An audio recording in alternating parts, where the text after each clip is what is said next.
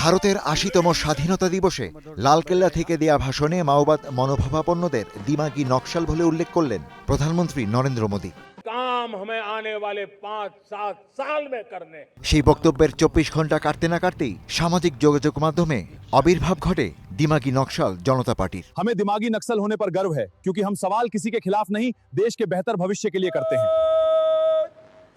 স্বাধীনতা দিবসের ভাষণে প্রধানমন্ত্রী সশস্ত্র মাওবাদ নির্মূলে নিরাপত্তা বাহিনীর আত্মত্যাগের কথা স্মরণ করেন। পাশাপাশি তিনি বলেন, অস্ত্রধারী মাওবাদীদের দমন করা গেলেও জনজীবন ও বিভিন্ন প্রতিষ্ঠানে ঘাপটি মেরে থাকা নকশাল মানসিকতার ব্যক্তিরা এখনো দেশকে বিপথে চালিত করার সুযোগ খুঁজছেন। इन दिमागी नक्सलियों को पहचानना होगा, इन दिमागी नक्सलियों को आइसोलेट करना होगा। প্রধানমন্ত্রীর ভাষণে দিমাগি নকশাল শব্দযুগল ব্যবহারে সমালোচনায় সরব হন একাধিক বিরোধী নেতাও। এরপরেই আত্মপ্রকাশ করে রাজনৈতিক ব্যঙ্গকে হাতিয়ার করা এই নতুন প্ল্যাটফর্ম। আত্মপ্রকাশের পরই নজর কাড়ে দিমাগি নকশাল জনতা পার্টির ইনস্টাগ্রাম অ্যাকাউন্ট।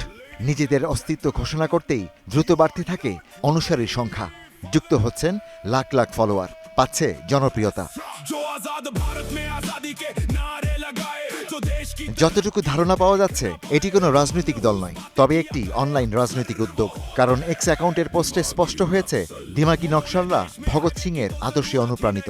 ব্রিটিশ বিরোধী স্বাধীনতা আন্দোলনের অন্যতম পরিচিত বিপ্লবী ভগৎ সিং।